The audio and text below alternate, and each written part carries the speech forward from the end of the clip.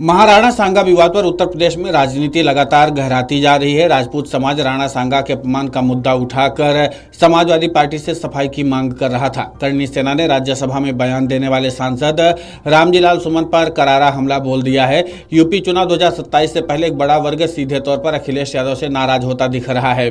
इसको लेकर अब समाजवादी पार्टी के अध्यक्ष अखिलेश यादव का बयान सामने आया है। उन्होंने इस पूरे विवाद के पीछे भारतीय जनता पार्टी का हाथ होने की बात कही है। इस मामले को लेकर के बीजेपी पर हमला भी बोला है। उन्होंने भाजपा को दरारवादी पार्टी करार देते हुए किसी समाज के अपमान न किए जाने की बात कही है। राणा सांगा पर सपा सांसद रामजी लाल सुमन के बयान पर अब अखिलेश यादव ने अपना स्टैंड साफ कर दिया है। उन्होंने कहा कि समाजवादी पार्टी सामाजिक न्याय समता मूलक समाज की स्थापना में विश्वास करती है। हम कमजोर से कमजोर हर व्यक्ति को सम्मान दिलाना चाहते हैं। हमारा उद्देश्य किसी इतिहास पुरुष का अपमान करना नहीं हो सकता है। समाजवादी पार्टी मेवाड़ के राजा राणा सांगा की वीरता और राष्ट्रभक्ति पर कोई सवाल नहीं कर रही है।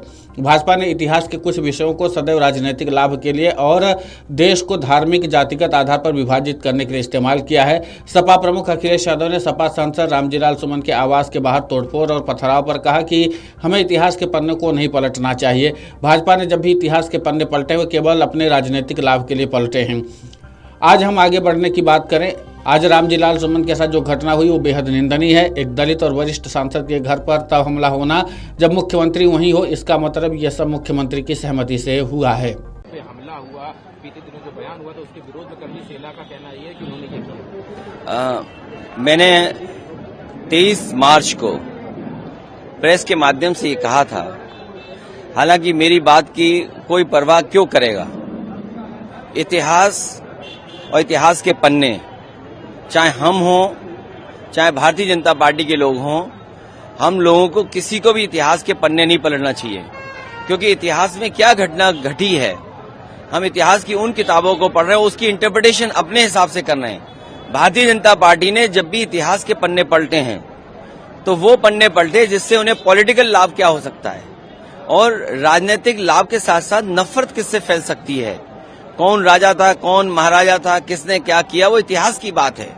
आज हम आगे बढ़ने की बात करें और जो रामजी सुमन जी के साथ घटना हुई है निंदनीय है, दुखद है।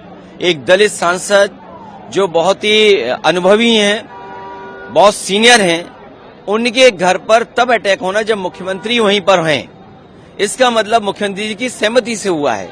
ये जो जीरो टॉलरेंस की बात करने वालों का जीरो टॉलरेंस ही जीरो हो गया है। बिना उनकी सहमति के, बिना उनकी जानकारी के ये कैसे संभव है कि उसी जिले में वो हैं। आपको बता दें कि कन्नौज से सांसद और समाजवादी पार्टी के मुखिया अखिलेश यादव ने कहा कि राजकाज के निर्णय अपने समय की परिस्थितियों की मांग के हिसाब से लिए जाते थे। इतिहास की घटनाओं के आधार पर आज की लोकतांत्रिक व्यवस्था नहीं चल सकती है।